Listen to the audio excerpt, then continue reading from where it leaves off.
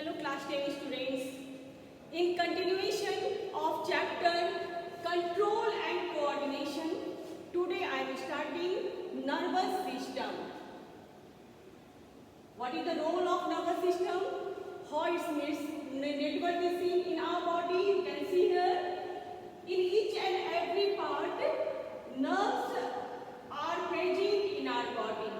It plays a main role in our body. What is its role? You can see here. Its main role is it keeps us informed about internal and external change. Second one, it controls and regulates voluntary activities like running, lifting, holding, etc.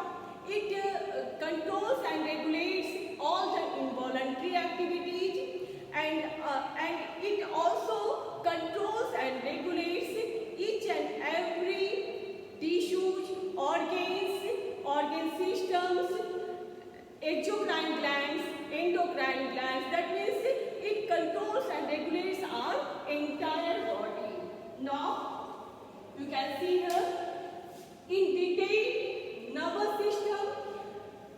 It already explained in previous video, but today I am just giving you a outline.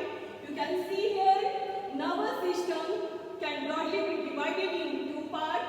First one is central nervous system and second one is peripheral nervous system. Peripheral nervous system can again be divided in two parts. It is autonomous nervous system and somatic nervous system.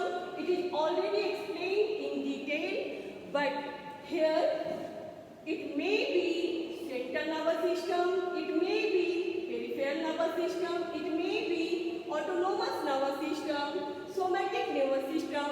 In each and every case, it consists of neuron. It consists of neuron. That means here structure and functional unit of nervous system is neuron.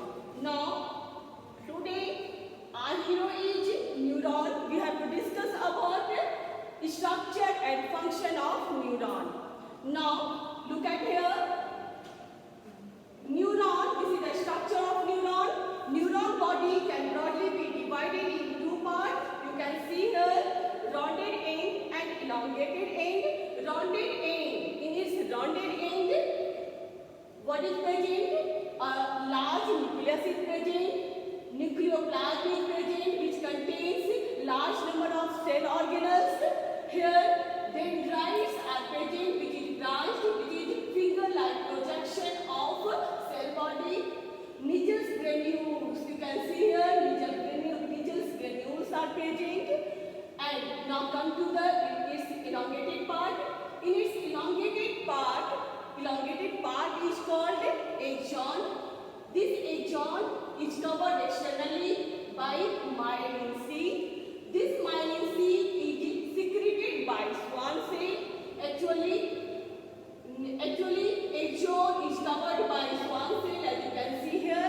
And what is the role of Schwann cell? It secretes myelin sheath in axon. This axon terminates in bulb-like structure. You can see here, it terminates in bulb-like structure. In this bulb-like structure, neurotransmitter is filled. What is the name given to this bulb-like structure? It is called axon terminal. Now, look at its function. What is the function of neuron? Now, you can see its diagram. This is the neuron. What is the role of dendrites? It receives stimulus. It receives stimulus from the surrounding. It may be from the external environment. It may be from the internal environment. But its main role is to receive stimulus. And after receiving stimulus, it receives stimulus in which form? In the form of chemical impulse, and just after it is converted into electrical impulse. And in the form of electrical impulse, it is sent to the cyton. Then through the axon, axon bulb. What happened here? In axon bulb, neurotransmitter is filled, and in this neurotransmitter, chemical change occurs, due to which this electrical impulse is converted into chemical impulse. Now come to some question. These questions are given in NCERT book. Identify the parts of neuron and give the answer of following question. First one is where information is acquired. Look at here. Where information is acquired? It is acquired in dendrites. Dendrites means then in which form it is acquired? It is acquired in as chemical impulse. Now come to the second question. Through which information travels as an electric impulse? Through cytosol and axon. Now come to the third question, where this impulse must be converted into a chemical signal for onward transmission. Its answer will be, it is converted in chemical signal in axon terminal or in axon bulb. Now, in this slide, you will see how it transfers from axon bulb to neighboring neuron. Actually, this is the diagram of axon bulb. It is filled with neurotransmitter. As electric impulse reaches here, due to chemical change, it is converted into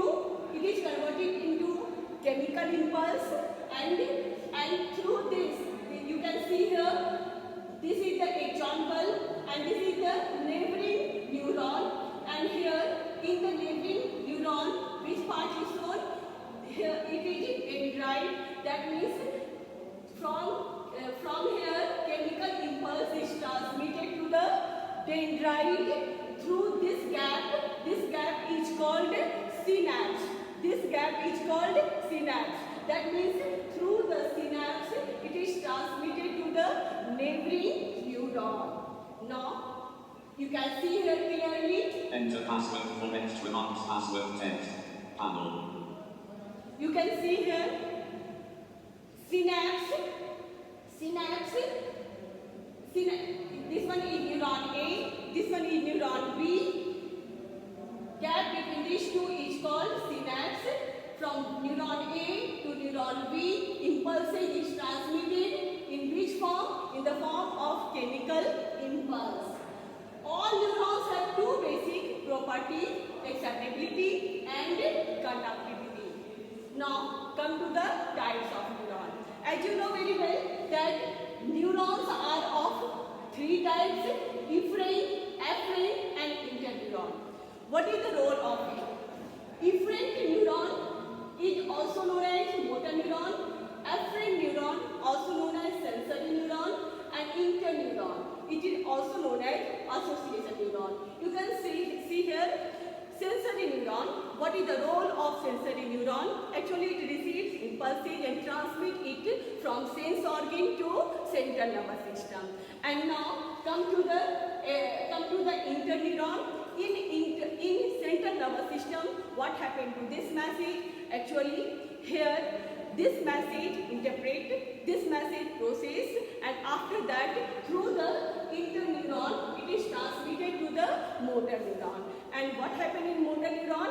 This motor neuron carry this impulse to the target organ so that we can respond.